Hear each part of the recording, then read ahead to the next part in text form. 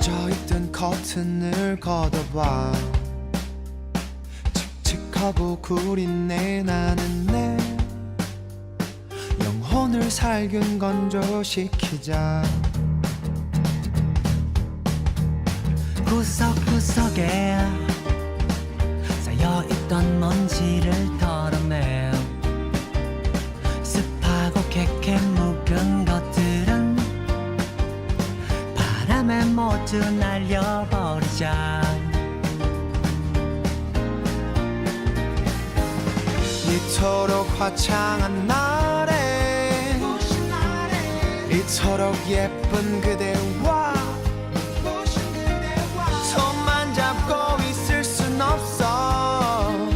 내 모든 걸 보여줄게 나와 함께. 자, 1, 2, 3, go. 그대가 활짝 웃게 미소가 다 번지게 세상이 다 물들게 순간이 영원하게 Sunrise until the sunset. 아무도 우리를 신경 쓰지 않아. 눈치 볼 필요 없단 말야. 셔츠를 풀어 헤쳐봐. 땀에 흠뻑 젖은 그대는 더 아름다워. 그대가 활짝 웃게 미소가 다 번지게 세상이 다 물들게 순간이 영원하게 Sunrise until the sunset. 그대가 감동하게 세상이 알 수 있게 더 크게 외쳐줄게. 사랑해 사랑해 Sunday. Dance with you all day. Oh yeah. Sundance.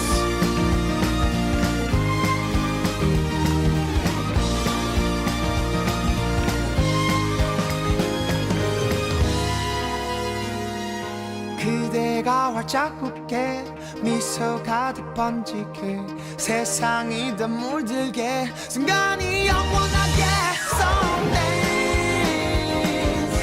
until the sunset. Yeah, yeah. Ooh. 그대가 감동하게 세상이 알 수 있게 더 크게 외쳐줄게 사랑해 사랑해 Sundays Dance with you all day.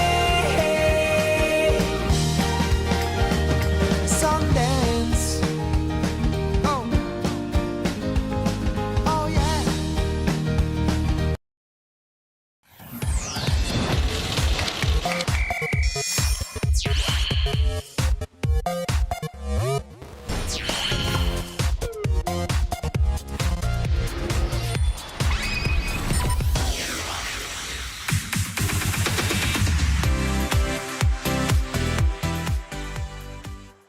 결혼한 사람도 독립한 사람도 졸업한 사람도 입학한 사람도 투자한 사람도 성공한 사람도 한 사람 한 사람을 위한 금융 DB금융 네트워크. 암 환자는 뭘 먹어야 하지? 암 환자의 영양식 서치 말고 코치 받자. 캔서 코치. 대한암협회 공동개발 식약처 기준 충족. 암 환자용 영양조제식품 캔서 코치. 다이슨의 첫 물청소 헤드. 물기와 찌든 때를 닦아내고 닦아낸 오염물질을 회전할 때마다 분리해 깔끔하게 청소됩니다. 처음부터 끝까지 깨끗한 물로 깔끔한 마무리. 나 새롭게 태어났네 온누리 상품권 온누리 내 카드 그대로 쓰던 카드 그대로 내 카드에 충전하는 온누리 상품권 온누리.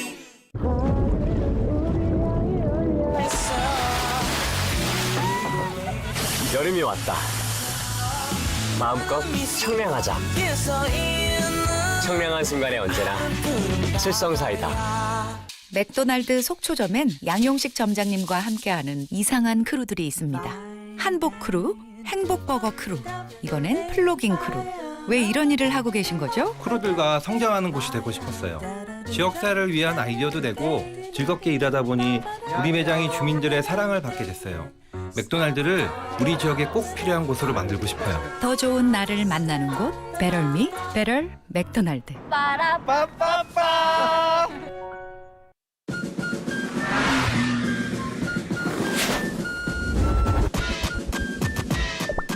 오직 유플러스에서만 사전 예약 시 플립스윗 카드 100% 증정. 이런 혜택 유플러스만의 와이낫.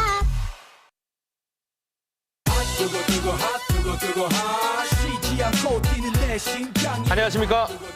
더 라이브의 최욱 이광용입니다. 오늘 전국 대부분 지역에 폭염특보가 내려질 만큼 정말 더웠잖아요. 네. 그런데 이 더위가 무색할 만큼 많은 개미 투자자들에겐 가슴이 철렁한, 아니 간담이 서늘한 소식이 있었습니다. 네, 단 이틀 동안 무려 33조가 움직였다고 합니다. 폭등과 폭락을 거듭한 2차 전지 주식시장. 도대체 무슨 일이 있었던 건지 잠시 후에 살펴보기로 하고요. 먼저 오늘을 가장 뜨겁게 달군 정치권 소식부터 만나보겠습니다. 뭐가 그렇게 어렵습니까? 그런데 왜 아까 실적치라고 답변하는데? 영원한 민주당 당원입니다.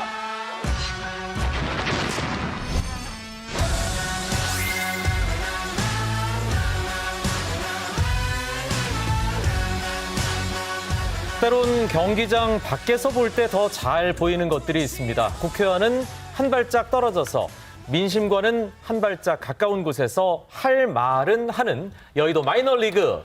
이현주, 김용남 전 의원 나오셨고요. 안녕하세요. 네, 안녕하세요. 예, 정봉주, 박원석 전 의원도 함께합니다. 네, 안녕하십니까. 네, 반갑습니다. 항상 시간 없다고 나가실 때마다 투덜대시니까 바로 좀 들어가겠습니다. 서울 양평강 고속도로 관련해서 논란이 계속되고 있는데 어제 국토위 전체회의가 있었죠. 네 분 다 뭐 보셨을 텐데 한 말씀 들어보겠습니다. 의원님. 일단 원희룡 장관은 여당 정치인으로서의 전투력은 완벽하게 입증을 했다. 전투력 좋았다. 네. 네. 내용이요? 네. 이벤트만 준비하신 거예요? 약해지면 안 되죠. 행간의 의미를 잘 읽으셔야죠. 제가 뭐라 그랬어요?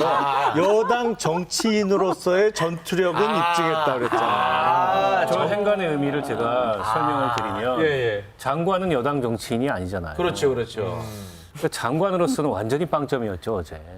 제가 그 자리에 얘기하진 나와서. 그러니까 이제 김용남 의원은 차마 그렇게 말을 못해요.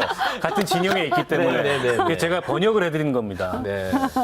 왜 그러냐면 이게 장관의 백지화 선언으로 문제가 커졌습니다. 네. 그러니까 이게 애초에 예타를 통과한 안에서 지금 이른바 대안으로 변경이 된 것도 문제지만 그 변경된 것과 관련돼서 논란이 일어나니까 그걸 국회에서 차분히 따져보면 되는 건데 갑자기 장관이 기자회견을 해가지고 백지화하겠다. 아니 자기가 뭔데 백지화를 합니까? 백지화 할 수도 없어요. 이게 법정 계획이어서. 네. 슬그머니 이제 다시 추진하는 걸로 어제 이제 그 국토위 회의를 통해서 일종의 알리바이를 원희룡 장관이 만들었는데 태도는 여전히 사사건건 뭐 민주당이 먼저 사과해라. 민주당이 사과하면 다시 추진하겠다. 아직도 본인이 뭘 잘못했고 장관으로서 어떤 대목에서 무책임한지를 깨닫지 못하고 있는 것 같아서 안타까웠습니다. 번역가를 잘 만나야지. 이거 잘못 만나면 큰일 나겠어요. 아니 근데 그 민주당이 어떤 면에서 보면 여기서 이렇게 하나하나 꼬치꼬치 따졌어야 되는데 이 원희룡 장관이 너무 약을 올리니까 이 완전히 감정적이 돼서 어떤 면에서 보면 좀 말린 페이스에 경향이 있죠. 말렸다? 네. 왜냐하면 이거 딱 틀어서 보는 순간 계속 싸우거든요. 그러니까 보다가 그냥 꺼버려요. 근데 국민들이요? 이게 차분하게, 왜냐하면 이 사안 자체는 어쨌든 문제 소지가 있잖아요. 그러면 야당이 차분하게 하나하나 따지고 이러면 이 그동안 방송에 다 나온 거라도 국민들이 이렇게 정리가 되지, 일타강사처럼 이렇게. 우리 정봉주 의원님처럼 딱 했으면 좋았을 텐데. 하여간에 그래야 되는데. 야당 의원들도 좀 아쉬웠다. 네, 근데 이제 저는 원희룡 장관 태도 중에 한 가지 지적하고 싶은 게, 뭐 여당 정치인으로서는 상당히 전투력을 보였다 이런 얘기도 하셨는데, 일단 국무위원이시잖아요. 그러면 그 자리에서 뭐 여야를 떠나가지고 이 어떤 국회의원들이 질문을 하면 그게 의원들하고 자기하고 또는 여야 간에 싸우는 게 아니에요. 의원들은 어쨌든 그게 뭐 허접한 질문이든 훌륭한 질문이든 간에 국민을 대표해서 질문하는 거거든요. 그렇죠. 그럼 장관은 어쨌든 그게 아무리 기분이 나쁘고 이래도 성심성의껏 답변을 하셔야 돼요. 네. 근데 그런 부분에서 사실은 법률가신데 좀 아쉬운 부분이 있었죠. 네. 정봉주 의원님.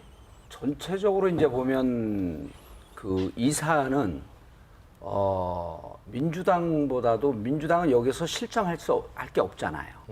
근데 이제 국힘은 지금 이것 때문에 갈 길이 바쁜데 후쿠시마 오염수 문제 있죠. 후쿠시마 수산물 수입 문제 있죠. 그런데 이게 지금 갈 길이 바쁜데 엄한 곳에서 지금 발목이 잡힌 거예요. 근데 이 사안이 무척 쉽습니다. 그리고 국민들이 이해하기가 쉽기 때문에 이게 어떻게 할 수 있냐면 모든 언론이 여기 다 붙었어요. 네. 모든 언론이 다 붙었다라고 하는 것은 국민들의 클릭수가 높다는 얘기거든요. 네. 관심도가 높습니다. 그리고 그 국민들이 이제 가장 관심이 높은 땅에 관한 문제 아니에요. 또 대통령 부인의 땅, 장모의 땅 이렇게 돼 있는 거예요, 이게. 네. 그게 너무 쉬운데 어제 그 국힘 입장에서는 이게 이제 큰일 날 문제인데 이게 그 원희룡 장관이 이 문제를 좀 잠재울 거냐? 아니면 명확하게 밝힐 거냐? 요 둘 중에 하나가 본인들이 어찌 보면 출구 전략이에요. 근데 어제는 보면 소리는 버럭버럭 지르고 약 올리는 것까지 다 성공했어요. 네. 근데 국민들은 이미 요 사안 자체에 대해서는 국힘의 점수를 주지 않고 민주당 쪽으로 점수가 넘어왔어요. 그럼 원희룡 그 장관이 방어를 해야 되는데 어제 같은 경우는 전혀 방어를 못했다. 그리고 준비를 일단 내용적 준비를 해오지 않았어요. 그래서 국민들이 관심이 있는 예를 들었고 뭐 개발이 안 되는 땅이다.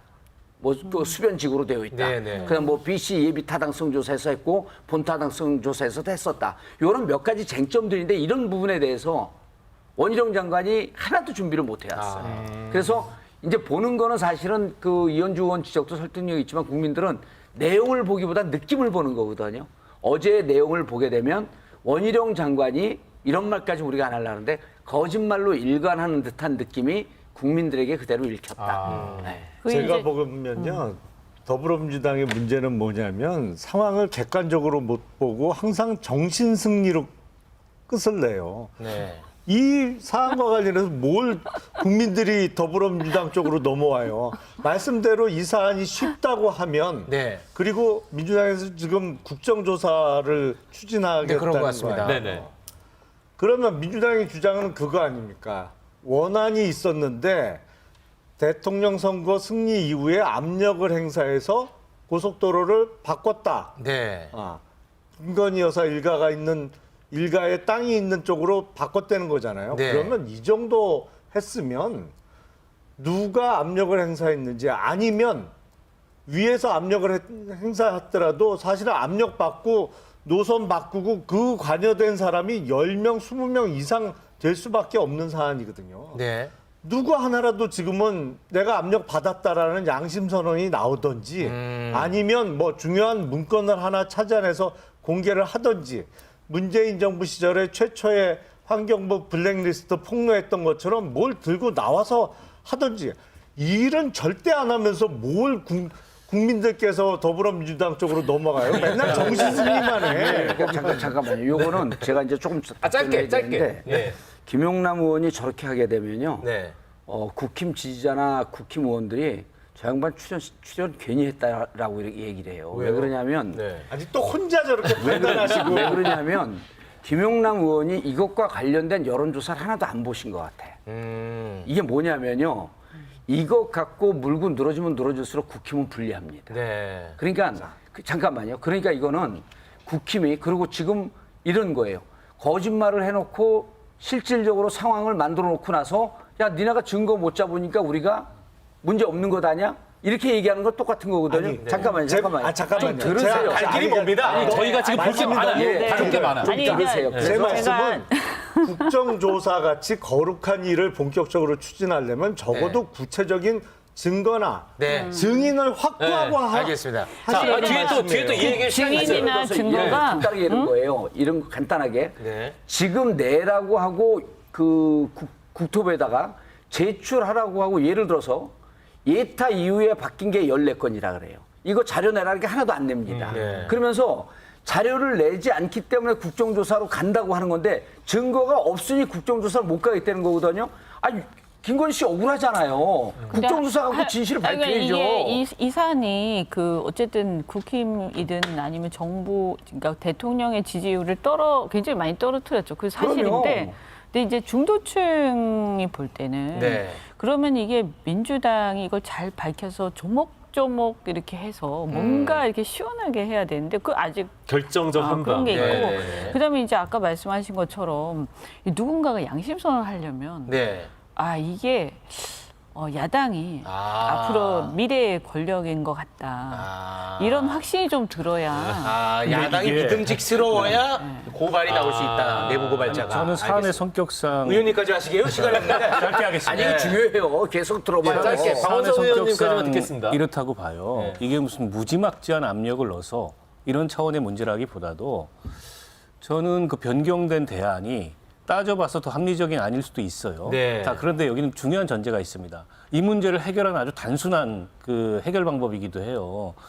어찌됐든 이게 김건희 여사한테 특혜를 주려고 근거도 없이 노선을 변경한 것이 됐든 아니면 이게 합리적인 대안일 수도 있다고 저는 보는데 네. 됐든 무슨 문제가 남냐면 그 땅의 가치가 오르게 되고 네. 그로 인해서 대통령 부부가 이익을 보게 된다는 거예요. 네. 그 이해 충돌의 문제가 남아요. 그러니까 이거 해소하려면 지금이라도 그 땅을 팔면 됩니다. 네. 그리고 이 사만이 더 타당하니까 이 안으로 가자고 주장하면 제가 돼요. 말씀드려야 되겠어요. 이거 자꾸 우리가 뭐 기부하고 팔고 무마하잖아요. 그건 안 돼요. 이거 밝혀야 돼요. 그럼요. 예. 알겠습니다. 판다고 해결될 문제 아니다. 네. 아니 노선 변경이 왜 됐는지만 밝혀내면 됩니다. 잠깐, 근데 어차피 같은 주제의 이야기 나올 거예요. 어제 네. 국토위 전체 회의가 상당히 긴 시간 있었습니다. 오늘 새벽에 끝났거든요. 그런데 원희룡 장관이 오늘 아침 일찍부터 양평을 찾았습니다. 어떤 상황이 벌어졌는지 영상으로 확인합니다. 저희는 이게 정치적인 싸움거리가 되고 뭐 특정인이 여기에 뭐 특혜를 받았느니 안 받았니 무조건 특정인 게이트, 특정인 로드로 몰고 가는 그 오물이 우리 고속도로가 가야 될 길 앞에 잔뜩 쌓여 있는 상황이 됐습니다. 자기네가 주장한 대로 안 해주면 예산도 안 해주겠다. 국정조사하겠다.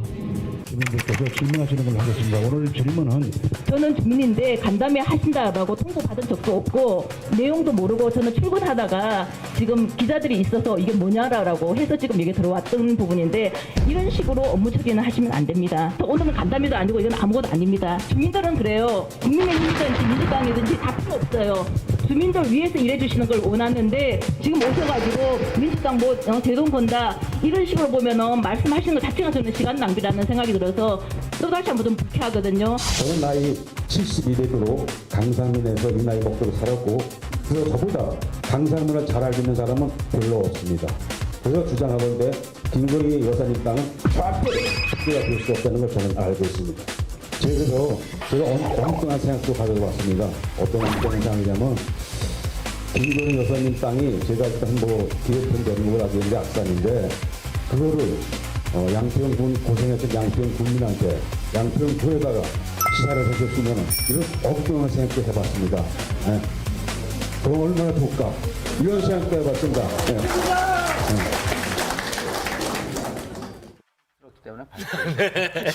우리 박원석 의원님이랑 생각이 비슷한 주민이 있네요. 네, 원희룡 장관이 원안 양서면 주민도 만났고 네네. 그리고 이제 변경한 강상면 주민도 만났습니다. 원희룡 장관의 행보 어떻게 보셨습니까? 아니 만나려면은 제대로 주민 간담회를 사전에 준비해서 해야지. 어젯밤에 갑자기 결정하고 오늘 오전에 와가지고 간담회. 저게 번개였죠, 번개. 주민들은 알 네. 수도 없고 결국에는 이제 본인이 그냥 선택적으로 와가지고 간담회했다라는 흔적만 남기는 거 아니겠어요? 그러니까 이제 현장에서 저런 항의가 나오는 거고 내실 있는 어떤 그 주민들의 의견 수렴이 될 수가 없다고 보는데. 이 서울 양평 고속도로의 노선 변경의 전 과정이 그렇습니다. 전 과정이 지금 저 간담회 같은 모습이에요. 주민들은 모르고 양평군도 영문을 모르고 경기도도 모르고. 근데 국토부가 어떻게 뭐 슬슬 해가지고 타당성 조사해가지고 어느 날 갑자기 이 새로운 대안이랍시고 제출해가지고 이걸 추진하려다가 공론화된 거잖아요. 저는 지금 하나도 안 바뀌었다고 봅니다. 어제 저 원희룡 장관의 모습에서. 네. 저게 전형적인 물타기인데요. 이제 조금 지나면요. 제가 예측할게요. 저거 양평읍 주민들, 양평 군민 상대로 여론조사합니다. 그러니까 본질은 노선을 바꾼 거예요. 그래서 누가 왜 노선을 바꿨냐가 본질이거든요.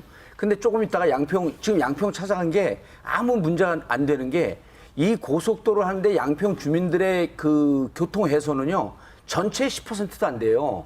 6번 고속도로, 그다음에 6번 국도, 그다음에 제2순환도로, 그다음에 서울 춘천 고속도로 연결 이 부분이거든요. 네네. 아니 그럼 거기 지나가는 사람들 다 잡고 간담회를 해주면 저기가 삽니까? 이게 지금 완전히 지금 초점이 잘못 가고 있어요. 그래서 이거 국가 고속도로잖아요. 네. 그러니까 전체 우리가 보면 국가 이 도로망 계획이라는 게 한 5년에 한 번씩 수립이 되거든요. 그러면 그 계획의 한 어떤 부분인 거예요. 그러면 이 서울 양평간 고속도로는 아마도 서울 쪽에서 이렇게 강원도 쪽으로 가는 그 도로망의 중간에 있을 텐데, 일부일 텐데, 이거를 그럼 밑으로 틀었을 때 이거 다시 꺾여서 다시 올라가는 상황이 될 거예요. 그렇게 이용하시는 분들은? 네, 그렇게 그러면 이거를 국가 도로망 계획부터 사실은 재검토해야 되는 거거든요. 근데 그런 큰 틀은 그냥 놔두고 이 안에 것만 바꾸고 이러면 있을 수가 없는 거예요. 그게 제 얘기는 뭐냐면 이게 이해관계자가 양평 군민들은 이제 땅값이라든가 여러 가지 편의와 관련한 이해관계는 있겠지만 큰 틀에서 보면 이것은 사실은 서울, 강원도 전체 국가를 보고 결정하는 거거든요. 그래서 이렇게 하면 이건 안 됩니다. 이런 식으로 진행하면. 왜 했다고 보십니까?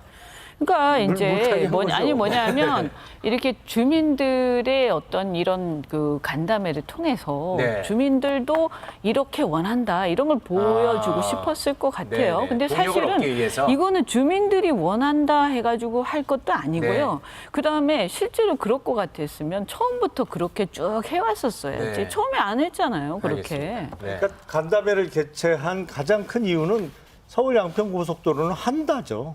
한다는 거예요. 그럼 주민들 찾아가서 양평 군민들 상대로 이거 제가 백지화 끝까지 약속 지키겠습니다. 이 얘기하러 간 거 아니잖아요. 결론은 한다예요. 사업 추진 의지의 표명으로 보고. 오늘 상당히 말씀을 해서 단순 명료하게. 저는 항상 오늘 짧게 명료하게 오늘 하잖아요. 이후로 국토부 대변인으로 들어가세요. 장관 뜻을 더 잘하네. 근데 원희룡 속내를 잘 짚어내야죠. 아니, 변명을 잘하는 거죠. 뭘 변명이에요? 변명이에요. 제가 볼 때 원희룡 장관은 백지화를 그렇게 세게 얘기해서 이 난리통을 만들어 놓고 지금 은근슬쩍 다시 복귀를 하잖아요. 전 복귀하는 건 좋아요. 근데 이거는 설명을 하고 복귀하셔야 돼요. 이거는 이런 큰 문제를 이렇게 큰 국비가 들어가고 이렇게 큰 국가적 사안을 이렇게 막 막무가내로 장관이 이랬다 저랬다 아무 설명도 없이 원장관이 있을 그 수가 없어요. 충격요법이라고 얘기를 했어요. 그 관계자가 얘기했습니다. 그러니까 그럼 원장관의 인식을 반영한 거죠. 그럼 그 충격요법은 결국에는 야당의 문제 제기 혹은 언론의 문제 제기, 입막음용으로 일종의 이제 백지화라는 충격요법 카드를 뽑았다가 여론의 비판이 비등하니까 은근슬쩍 지금 다시 재추진으로 돌아갔는데 그에 대해서 장관이 책임져야죠. 국회에서 책임 있게 사과해야 되고 경위 설명해야 되고 그러면 재추진을 어떤 방법을 통해서 하겠다. 이게 이제 법정 계획에 따라서 진행되는 사업이고 이미 예타까지 통과한 원안이 있고 그 변경 과정에서의 불투명성이 지금 지적되는 거니까 그 분명히 밝혀야죠. 앞으로의 그 추진 경위를. 알겠습니다. 법사위로 또 가야 돼요. 그렇습니다. 어제 국회에서 국토위만큼이나 뜨거웠던 곳이 바로 법사위였습니다. 검찰 특수활동비와 업무 추진비, 그 사용 내역이 투명하지 못하다는 의혹에 대해 한동훈 법무부 장관이 처음으로 입장 밝혔는데요. 영상 보고 오겠습니다. 업무추진비 관련돼서 받은 자료 중에 영수증의 경우에는 한 61% 정도가 백지처럼 식별이 안 되는 상태로 카피돼서 왔다는 거예요. 검찰이 뭐 독립 독립국이라든가 이런 건 아니고요. 백지 영수증이라는 게 뭡니까? 영수증 원본을 보관하다 보면은 잉크가 휘발되지 않습니까? 6, 7년 되고 오래된 것이니까 잉크가 좀 휘발된 것을 말씀하시는 거고요. 그거를 저희가 지금 상황에서 추정해서 가필해서 제출하면 더 문제 아니겠습니까? 저희가 보관하는 그대로 그 내용을 보여드린 거라는 말씀드립니다. 그리고 같은 시간 장소에서 쪼개기 결제 의혹이 있다. 48만 원, 49만 원이 쪼개기 결제를 했더라라는 지적에 대해서는 그 부분에 대해서 확인하신 게 있습니까? 제가 구체적으로는 잘 모르겠습니다만 누가 개인적으로 가족이 소고기 사 먹고 초밥 사 먹고 이런 게 아니거든요. 공직자들이 공직을 수행하는 과정에서 사용하면 되는 것이다라는 말씀드립니다.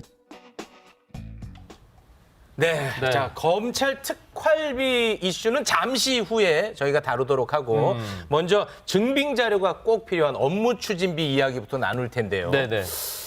이 업무 추진, 검사 출신이시니까 마침 잘 됐습니다. 업무 추진비 영수증이 그야말로 백지화됐다는 거예요.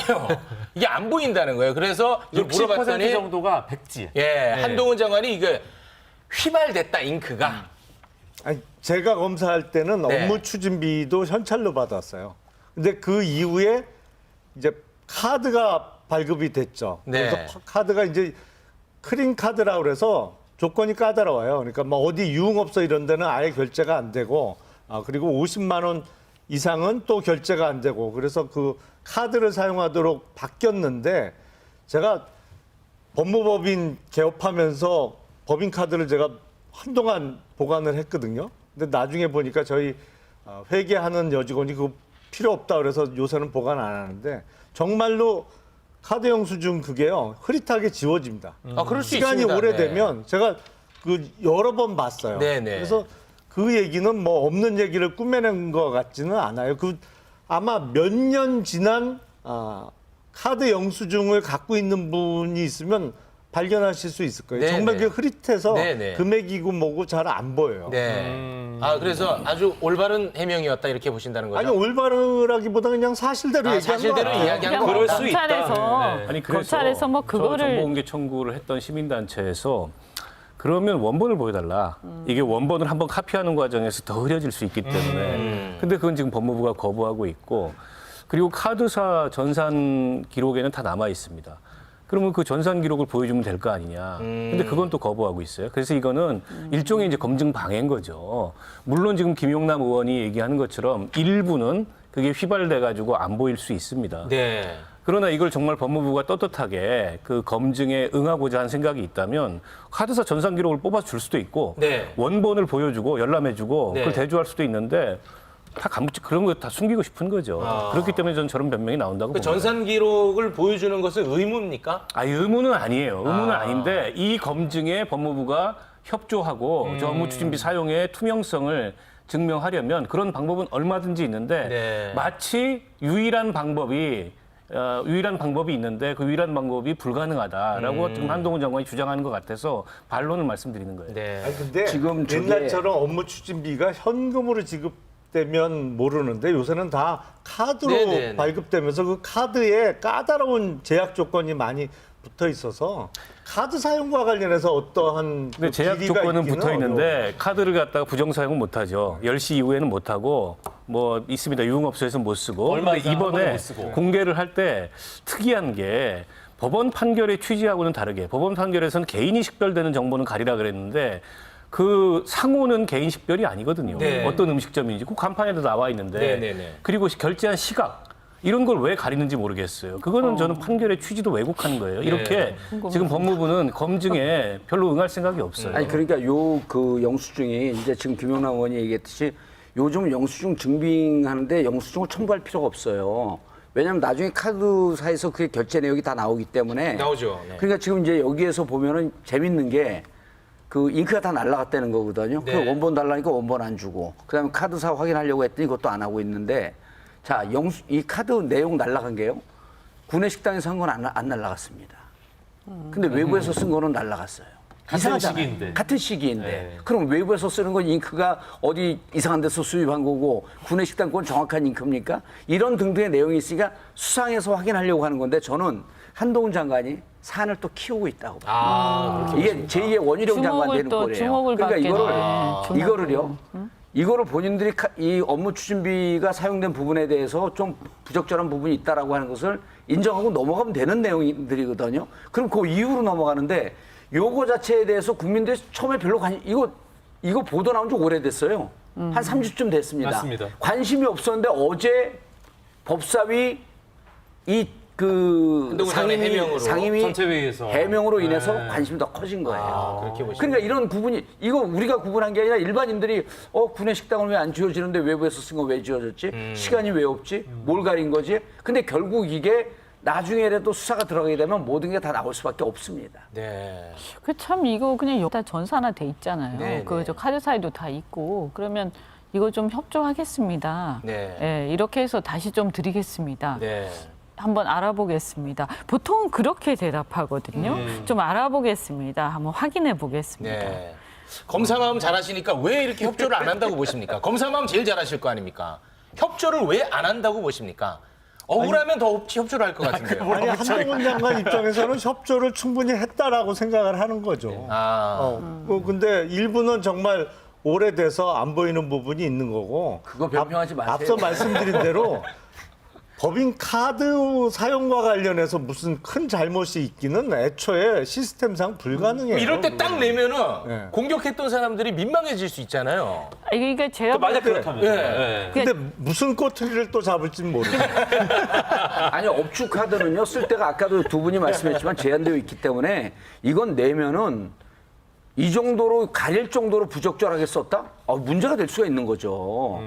왜 가리겠어요 이거를? 일 자꾸 키우니까 그 빨리 근데 아예 공개하라고 그러세요. 결제가 안 돼요. 아니, 그 정도로 문제가 이제 될 뭐 정도면 쪼개기 결제라든지 결제 자체가 안 돼요. 결제가 아니면 돈 어디서 처벌로 되는 먹었다 게 이런 거 알리고 싶지 않은 거죠 한마디로. 네, 알겠습니다. 자, 업무 추진비 이야기는 뭐 이 정도에서 마무리 짓고 또 특활비 이것도 문제가 중요하거든요. 있잖아요. 네, 특수활동비. 이 검찰 특수활동비는 수사상 필요해서 특수 목적으로 쓰는 돈인데요. 이게 왜 설이나 추석 같은 명절, 또 연말, 연초 이런 좀 특수한 시기에 유독 많이 지출이 되느냐? 정말 수사에 쓰는 거 맞냐? 이런 뭔가 좀 합리적인 의심이 드는 네. 상황이거든요. 한동훈 장관은 여기에 대해서 수사 업무를 위해 썼다라는 입장을 밝혔습니다. 이건 사실 영수증도 없고 전액 현금이에요. 근데 수사에 썼어라고 대답하면 그냥 정리가 되는 겁니까? 근데 그 특정 시기에 왜 많이 나가느냐?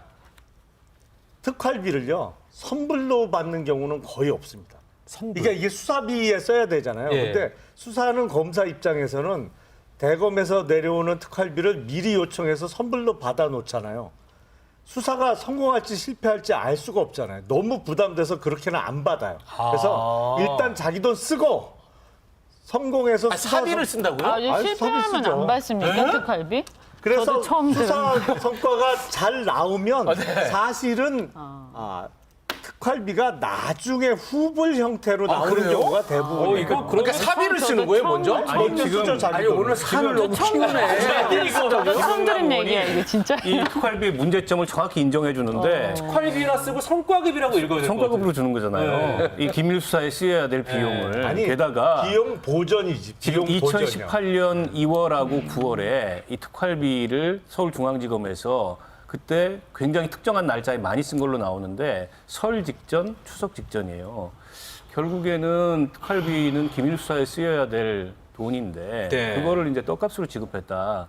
이런 의혹을 갖는 건데 이에 대해서 제대로 지금 해명을 못 하고 있고 오늘 또 보도 나온 걸 보면 그 이명박 전 대통령 관련된 수사를 할 때 네. 이명박 전 대통령이 구속된 다음 날 또 기소된 당일 특활비를 일시불로 왕창 지출을 했고 또 그때 업무 추진비 가지고 검사들이 당시 수사팀이 모여가지고 회식을 했더라 이런 자료들이 나왔잖아요. 그러니까 포상적 성격이다 뭐 이렇게 보신다. 때문에 이 특활비가 애초에 취지와는 다르게 일종의 이제 성과급으로 일종의 수사 결과에 대한 포상의 의미로 내지는 검사들 격려차 떡값으로 이렇게 쓰이고 있다고 지적을 하고 있는 거예요. 네. 시민단체에서. 근데 제대로 된 해명이 없어요 지금. 지금 보면 저는 이 특활비 문제는요 아주 철저하게 하지 않으면 큰일 난다라고 생각합니다. 왜냐하면 아직도 기억나지 않습니까? 박근혜 그 전 대통령 그 국정농단 수사할 때 그때 그 특활비 때문에 난리가 났었어요. 그 뭐 청와대 맞습니다. 압수수색하고 막 그래 사상 초유의 일이다 이래가지고 막 진짜 와르르 무너지는 상황이었거든요.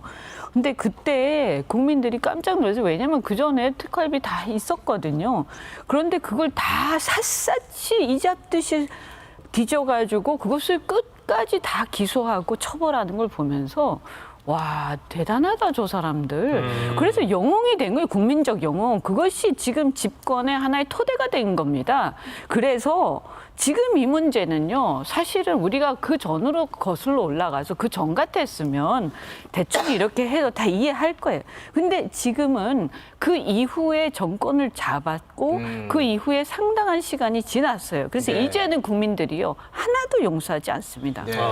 전부터 끝까지 다 밝혀야 되고 이거 어물쩍 넘어가면 큰일 나요. 아니 정권이 흔들려요. 이거. 굉장히 크게 보시군요. 이제 예, 김영남 의원님. 많이 그 부풀리신 말씀 같고 네.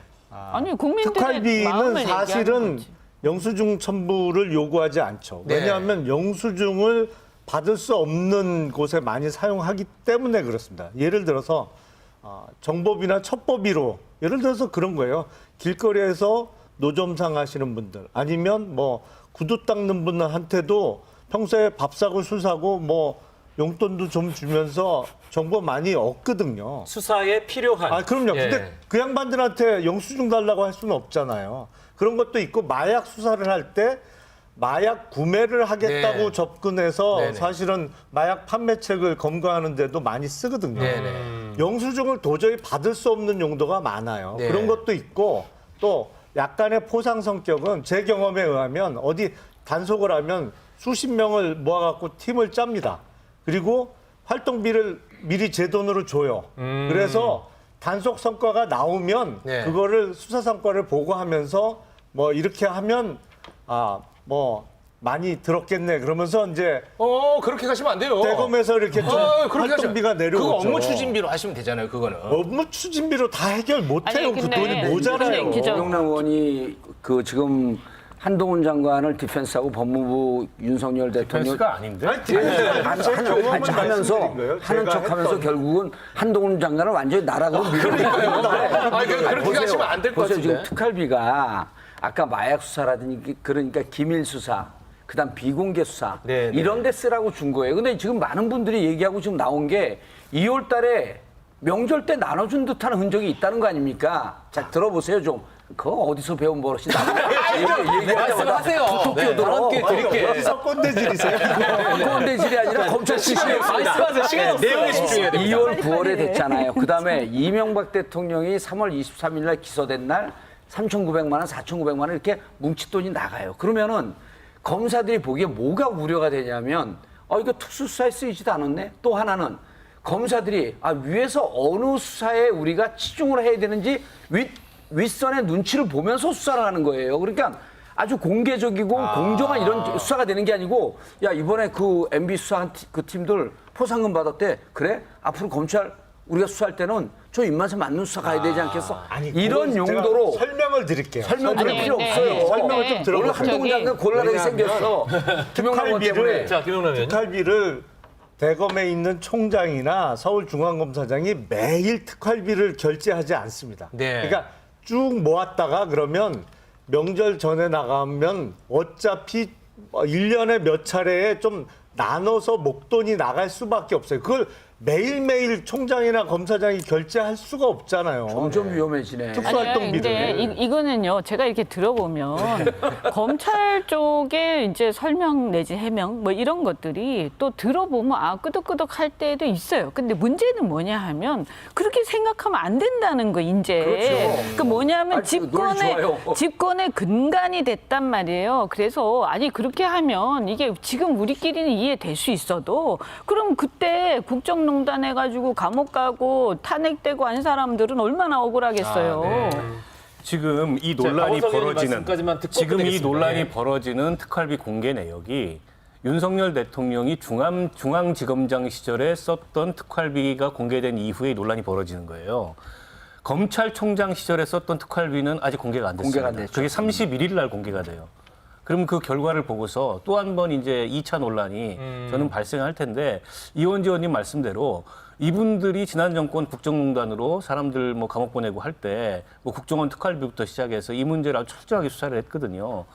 근데 당시에 본인들이 이걸 수사를 했던 검사들이었기 때문에 적어도 본인들의 특활비 사용에 있어서는 애초에 특수활동비의 용도에 맞는 그런 집행을 했어야 맞는 거예요. 네, 근데 그렇지 않은 흔적들이 드러나는 거에 대해서 제대로 해명이라도 되는데 지금 제대로 해명이 안 되고 있습니다. 아니 해명을 여태 했잖아요. 특수활동비를 개인적으로 유용했을 때가 문제가 되는 거지. 아니, 오늘 한동훈 장관 나락으로 보냈다니까. 유용이에요. 일단 이 검찰의 업무 추진비와 특수활동비 문제는 뭐 오늘로 끝나지는 않을 것 같고요. 또 이후에 다룰 기회가 있을 것 같습니다. 오늘 포상금 준 것도 유용해요. 오늘 마이너리그 역대급 뜨거운 논쟁의 장이었습니다. 네 분 감사하고요. 저희는 광고 보고 와서 뒷이야기 이어가겠습니다. 기다려줘 기다려줘 내가 그대를 이해할 수 있을 때까지 기다려줘 기다려줘 내가 그대를 이해할 수 있을 때까지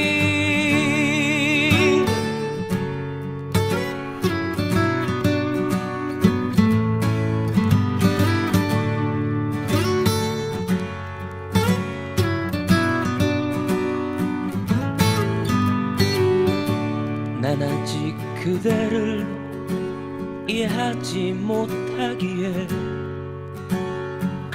그대 마음에 이르는 그 길을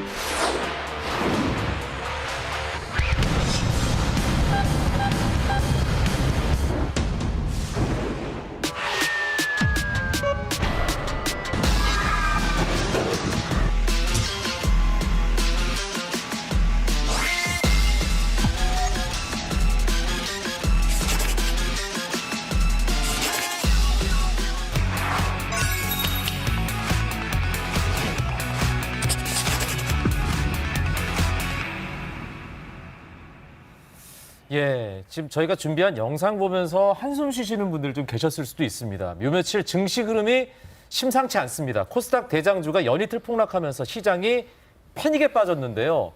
대체 무슨 일이 벌어지고 있는 걸까요? 경제 1타 박정호 교수와 알아봅니다. 어서 오십시오. 예, 안녕하세요. 네. 이 주식은 죽고 사는 문제입니다. 그럼요. 근데 어제 오늘 코스닥 시장 급락했다는데 도대체 무슨 일이 있었던 겁니까? 예, 맞습니다. 어제 오늘 진짜 코스닥 시장 급락했습니다. 저도 개인 투자하는 사람으로서 와, 어제 코스닥 시장은요. 우리가 흔히 주식하는 사람들 사이에서는 26일의 악몽 이렇게 얘기해도 과언이 아닌데요. 어느 정도냐면 통계를 좀 살펴봤더니 전체 코스닥에 상장되어 있는 기업 가운데 1,480개사의 주가가 하락했어요. 그리고 상승한 회사는 단 88개사밖에 안 됩니다. 하루에 이렇게 많은 회사가 동시에 주가가 다 떨어진 거는 코스닥 역사상 처음이에요. 기록이요? 네, 처음입니다. 처음이에요? 그러다 보니까 이 최근 한 달 사이에 코스닥 주가 흐름을 보면 26일 날 이게 무슨 일이 일어났는지 쉽게 알 수가 있는데요. 한번 차트 한번 같이 보시면요. 굉장히 심각했군요. 네, 최근 한 달 동안의 코스닥의 추이입니다. 바로 한 달 전인 6월 27일에 코스닥 지수가 874.14에서 시작을 했어요. 그러다가 어떻게 됐느냐? 7월 25일 날 939.96까지 올라갔거든요. 이렇게 연중 최고치를 기록한 겁니다. 좋았네요. 네, 여기까지 너무 좋았죠. 그런데 불과 이틀 만에 어떻게 됐느냐? 일단 어제는 전일 대비 39포인트 가까이 떨어져서 4%대 급락을 했고요. 그리고 오늘 추가적으로 하락한 게 16포인트입니다. 퍼센트로 따지면 1.8% 정도 되는데 그래서 결국 얼마가 됐냐면 883.79로 내려다 앉았죠. 자, 그럼 어떻게 된 거예요? 거의 다 반납했네. 예, 한 달 동안 올라간 걸 이틀 만에 반납한 거예요. 예, 그러니 정말 휘청인 거죠. 우리 교수님 안색을 보니까 뭐 여기 좀 희생을 보신 것 같은데. 아니, 방송 들어오기 전에 계속 예. 낯이 어둡더라고요. 자, 그러면 도대체 왜 이렇게까지 폭락을 했는지 이유를 또 들어봐야 되지 않겠습니까? 네, 요즘 어떻게 보면 삼성전자보다 더 유명한 회사가 돼버렸죠. 바로 에코프롬을 얘기 안 할 수가 없습니다. 에코프로. 네, 다음 차트 한번 보시면요. 이 에코프로라는 회사의 주가 추세입니다. 보시면 우리나라 국내 어떻게 보면 상반기의 주가 흐름을 주도했던 회사라고 할 수가 있죠. 그래서 국민주 반열에 오른 회사인데요. 자, 이 회사의 주가가 어땠냐면요. 올 1월 초에 1월 2일 날 주가가 11만 원이었어요. 이때 샀어야 됐는데. 11만 원. 이제 와서 이때 샀어야 됐어요. 이때 샀어야 됐죠. 네. 자, 그런데 지난 18일입니다. 이 회사 11만 원 하던 회사가 네. 100만 원 됐어요. 우와. 우리가 코스닥의 용어로 100만 원 된 회사들을 흔히 말해서 황제주라고 부르거든요. 야, 그래서 황제주가 됐구나 해서 상승세를 계속 이어갔는데요. 그래서 이어가서 어떻게 됐느냐? 야, 제가 진짜 이 금액을 볼 줄 몰랐어요. 장중에 153만 9천 원까지 올라간 이게 거예요. 그러니까 어제 장중에 맞아요. 이 153만 9천 원 찍은 거잖아요. 어제입니다. 어제. 네. 그랬는데 어떻게 됐느냐? 그러니까 이때 샀으면 그걸 해서 얘기해서 뭐 하냐고요. 아마 저 11만 원에 샀으면 12만 원에 팔았을 거예요. 그만하세요. 예. 자, 그래서 150만 원을 찍고 불과 1시간 만에 40만 원 가까이 떨어지네요. 그래가지고 결국 장을 얼마로 마감했냐면 120만 2,800원에 마감을 했어요. 그러다가 오늘 다시 얼마까지 떨어졌냐면 이제 황제주 타이틀을 반납한 건데 98만 5천 원까지 떨어져 버린 거예요. 100만 원이 무너진 거네요. 맞습니다. 그러니까 불과 하루 만에 고점 대비 36%가 떨어진 거죠. 황제주 자리도 7일 만에 내놓은 겁니다. 아니 근데 뭐 물론 제가 워낙 무식한 건 맞는데 에코프로는 진짜 초면이거든요. 도대체 뭐 하는 회사길래 이렇게까지 급등을 했는지 궁금합니다. 예, 에코프로는요, 앞으로 가장 유망한 산업 중에 하나인 2차 전지의 핵심 소재를 만드는 에코프로 BM이라는 회사를 가지고 있는 일종의 지주 회사입니다. 그러다 보니까 앞으로 가장 각광받고 있는 2차 전지와 관련된 회사들을 자회사로 가지고 있으니 이 회사 앞으로 전도 유망하겠구나라는 생각을 갖게 된 것이고요. 네. 그러다 보니까 많은 개인 투자자분들께서 이 회사에 관심을 많이 가지신 겁니다. 그래서 상반기에만 개인 투자 자금만 이 회사에 들어간 돈이 무려 2조 원어치 순매수를 하셨어요. 그러다 보니까 그 2조 원 매수 때문에 이 주가가 이렇게 계속해서 급등해왔다. 이렇게 보시면 되겠고요. 예. 그러다 보니까 이제 문제가 생겼죠. 몇 달 전에 증권사 중에 한두 곳에서 에코프로에 대한 보고서를 냈는데 이제는 너무 많이 올랐다. 그래서 몇 달 전에 이제 매도해야 된다라는 의견을 냈는데 개인들 입장에서는 이건 받아들일 수가 없는 거잖아요. 그래서 그 증권사에 된소리를 한 거예요. 그러다 보니까 그 뒤부터 증권사는 아예 에코프로에 대해서 보고서를 안 내고 전망을 있어요. 안 해요. 안 해요. 우리 부담된다 해서 보고서를 안 쓰고 있고요. 그 정도예요? 네. 그다음에 증권사가 그래서 앞으로 이제 이 회사에 대한 분석이나 주가 분석의 추이를 포기한 상태고 그래요? 그리고 앞으로 주가가 이렇게 많이 올랐으니 이거 확 떨어지겠는데 하면서 공매도 세력이 붙었습니다. 그러다 보니까 개인 투자자들 입장에서 공매도 세력이 붙어서 주가를 확 떨어뜨리면 안 되니까 다시 추가적인 매수가 붙은 거예요.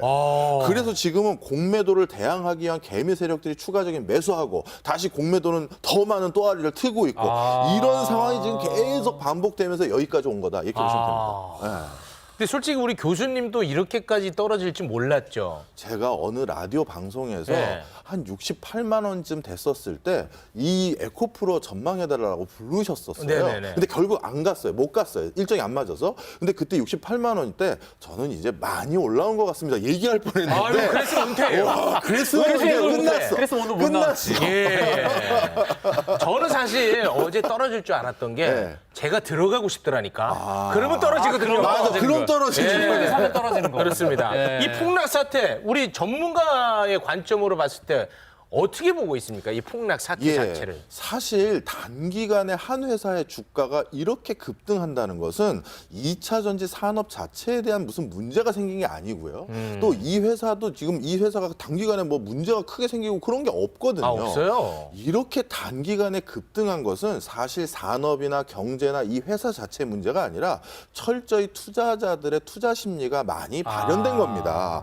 그러다 보니까 이건 어떻게 보면 투자로 인한 현상들이 상당히 많이 들어가 있고요. 그 과정에서 이렇게 최근 급락한 건 결국 무슨 폭락하는 거냐, 주가 꺼지는 거냐. 자, 그동안 이렇게 급등했으니까 개인 투자자들 분들 중에서는 엄청나게 이미 이익을 실현할 수 있는 사람도 있겠죠.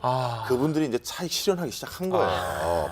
그러다 보니까 이미 난 이 정도면 충분해라고 하면서 차익 실현하는 매물이 한 번에 쏟아진 것도 있고요. 그리고 당분간은 이런 조정 국면이 조금 나올 수밖에 없는 게 이때부터 사셨던 분들이 얼마나 많이 있겠어요. 그러면 이제 이게 너무 많이 올라서 떨어지나 하면서 또 파시려는 분도 계실 거고 그래서 앞으로는 이 조정 국면이 있을 것 같고요. 그럼 중장기적으로는 어떻게 되냐. 자, 부정적으로 생각하시는 분들은 이게 회사의 실적을 기반으로 올라간 거겠냐. 설마 이건 일종의 밈 주식, 소문에 의해서 미래의 먼 기대감만 가지고 부풀려진 거다. 이렇게 얘기하시는 분도 계십니다. 거품이라고 보는 분도 있군요. 그런 분도 계시고요. 네. 반대로는 무슨 소리냐. 2차 전지는 이제 시작하는 사업이고 정해진 미래인데 거기에서 에코프로 같은 경우 그리고 에코프로가 가지고 있는 자회사 같은 경우는 그냥 먼 기대감만 있는 게 아니라 실제 이익을 내고 있는 회사인 건 분명한 사실이에요. 그러니 실체도 있고 돈도 벌고 있는 회사에 내가 투자한 게 뭔 문제냐. 이렇게 기싸움에 팽배한 상황입니다. 근데 이게 대장주긴 하지만 에코프로 말고 다른 주식도 있고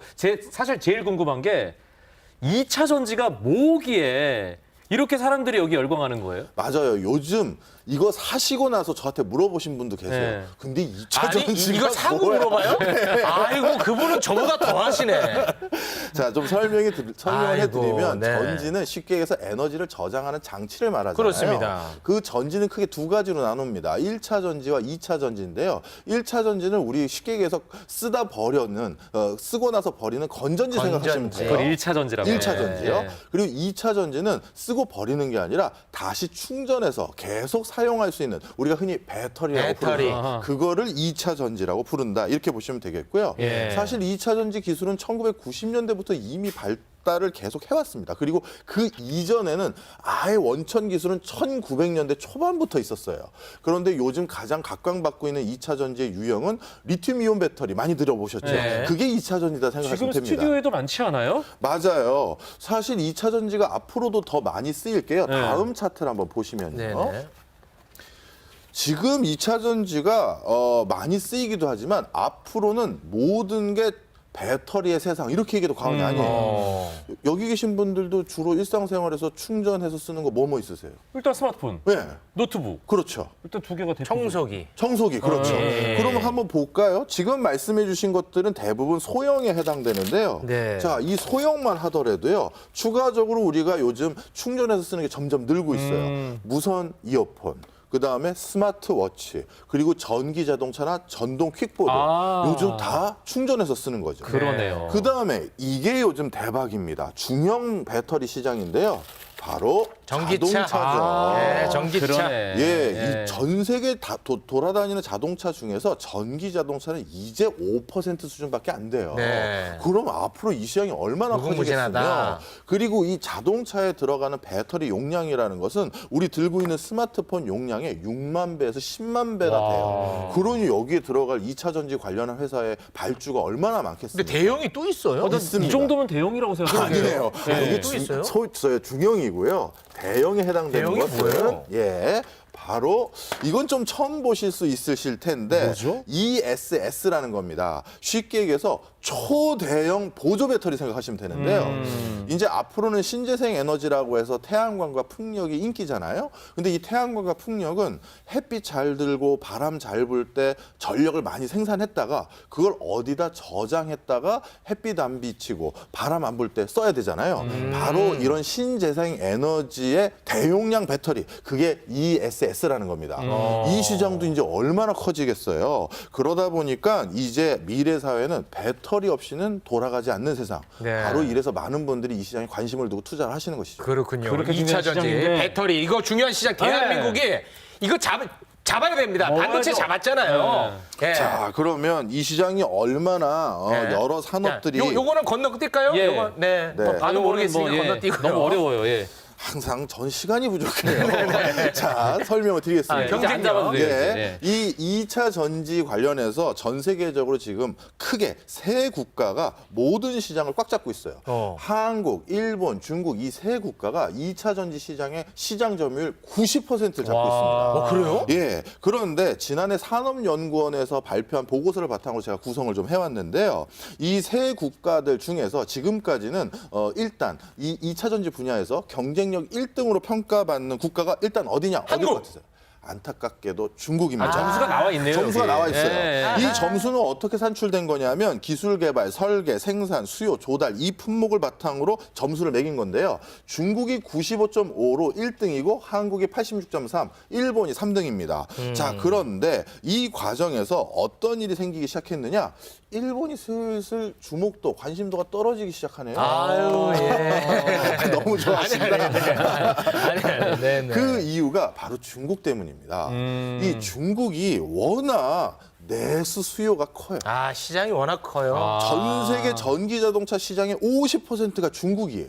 그러니 이 내수를 기반으로 2차 전지 산업이 내수에 뒷받침하기 위해서 급성장하겠죠. 네. 그래서 그 수요를 기반으로 중국의 2차 전지 기업이 커졌고 그 과정에서 2차 전지를 만들 때 필요한 핵심 광물들의 조달 부분에 있어서도 중국이 경쟁력을 갖게 된 것입니다. 네. 그래서 중국의 시장이 커졌는데 여기에서 우리가 기회 요인이 생기기 시작해요. 뭐냐면 바로 미국입니다. 왜요? 원래 몇 해 전까지만 하더라도요. 중국의 전기 자동차 회사들이 미국의 나스닥 시장에 상장하고 그걸 바탕으로 중국의 배터리 시장들이 배터리 기업들이 미국 시장을 중심으로 이제 전 세계 배터리 시장을 꽉 잡는 거 아닌가 이렇게 생각을 했었는데 네네. 요 근래 점점 더 악화되는 게 뭡니까? 미중 간의 갈등이잖아요. 그러다 보니까 미국이 IRA 법 등을 통해서 실질적으로는 뭐 미국 경제를 부흥하자고 하지만 네. 실제는 뭐겠어요? 중국의 이런 산업 견제. 견제적 견제. 그래서 중국 기업들이 미국 시장에서 활동하는 게 제한되기 시작했고 네. 그 빈틈을 어디가 노린다?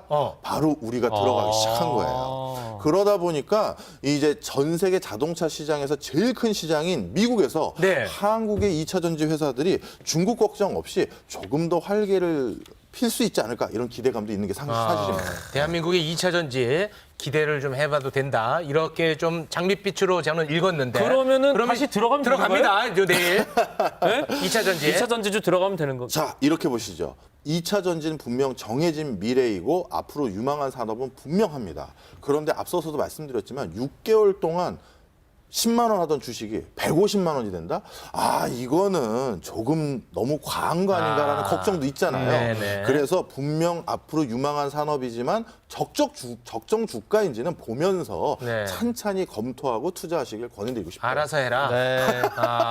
또 그렇게 적정 주가 또 이렇게 살짝 얘기하고 그러면 이제 또 방송 끝날까 못하니까. 봐 잘못하면. 아, 근데 박정호 잘하네요. 네, 알아서 해라. 드러나만한. 네, 알겠습니다.